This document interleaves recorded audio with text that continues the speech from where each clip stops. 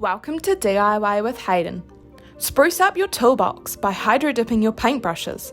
This fun, different and easy to do DIY is a great way to brighten up any tool. So let's get stuck into this DIY with Haydn. To begin with, you'll need the following products on screen.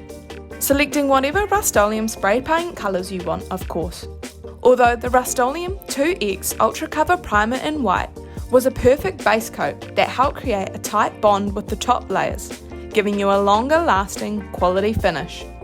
Once you have your materials all sorted, use your Haydn Sabree tape to mask up the stainless steel ferrules. We opted for Haydn synthetic red paintbrushes, which are a lightweight, budget-friendly paintbrush.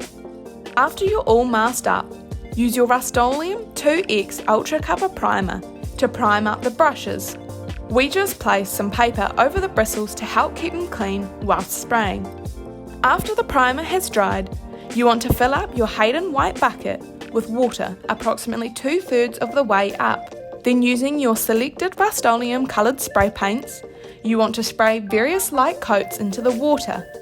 Definitely experiment with this part, as different amounts and different spray positions will change the effect that you get in the water. When you're happy with the desired colour placement, put your Haydn vinyl gloves on, as this will save you lots of time having to wash your hands later.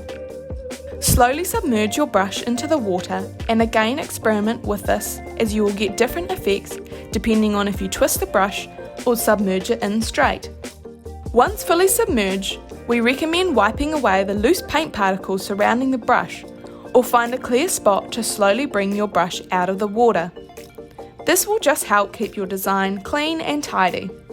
Allow the paint to dry before using your Rust-Oleum 2X Ultra Cover Clear Gloss finish to help seal and protect your work.